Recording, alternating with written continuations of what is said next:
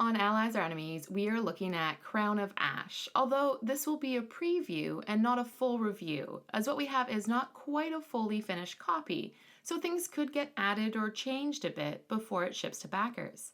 We should also mention that we know the designer a bit as he is based here in London. Designed by Richard Lawton, Crown of Ash is a 1 to 4 player mishmash of area control, Euro-style resource management, and good old-fashioned necromancy. Players take on the role of one of the 4 fallen lords fighting to take power back from an evil king by raising armies of the dead and using them to fight other armies of the dead, all while building and using resource spaces, also of the dead. We'll get back to looking at all of the bits and everything in just a moment, but first, let's look at how it plays.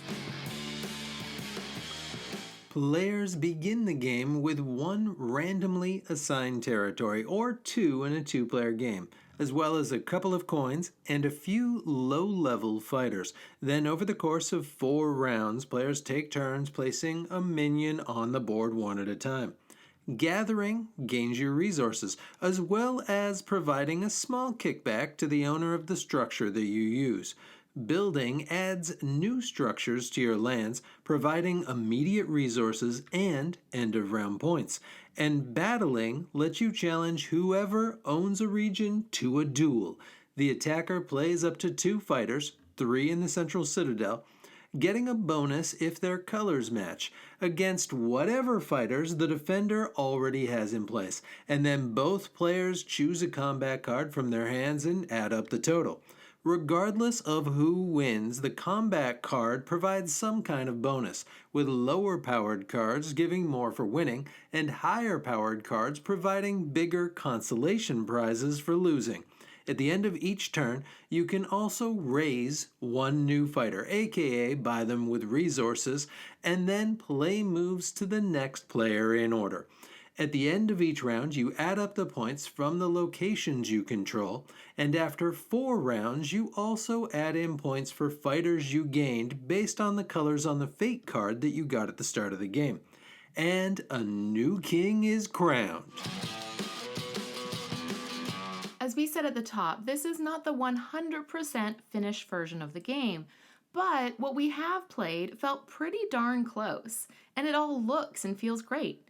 Each of the 4 lords has their own dual-layer board and differently sculpted meeple minions, as well as control tokens that make it very easy to see who has what.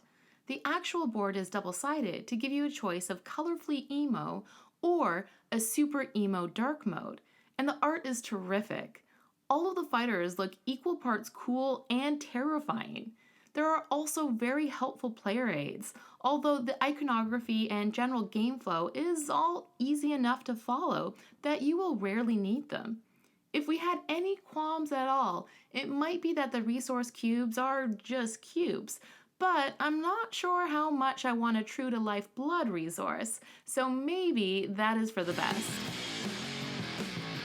Crown of Ash works for 1 to 4 players, though it does feel a bit different at all counts. At the full 4 players, land is scarce and body counts can get high as players battle it out for regions, while at 2 players there's a bit more room to build structures, gather resources, and build up armies for well-timed attacks. It becomes a bit more of a chess match of not wanting to overplay your hand too early. And 3 is not surprisingly right in the middle. And while 4 maybe feels a bit more like the truest form of the game, it does work surprisingly well at 2 for an area control game. There's also a solo mode against an AI opponent driven by a deck of cards that does a pretty good job of echoing the 2-player experience and provides a decent challenge. You can also apparently introduce the bot into 2-player games, but we haven't tried that yet. While there will always be differences in which structures come out and provide what resources, and which fighters are available when, the vast majority of the replayability here will come from the interaction with your opponents, and the inherent strategy and tactics involved in area control.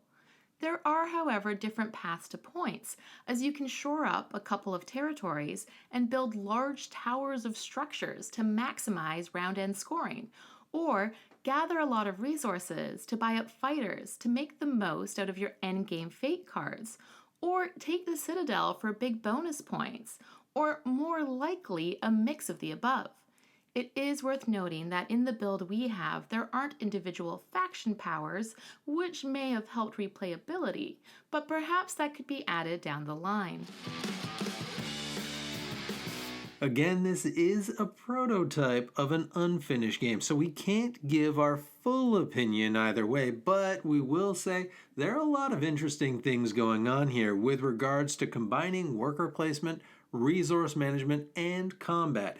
And it's refreshing to see an area control game that seems to work fairly well at all counts. If you don't mind a bit of Euro in your fighting, like combat that gives you something even when you lose, and enjoy raising the dead, this could be a project to keep an eye on.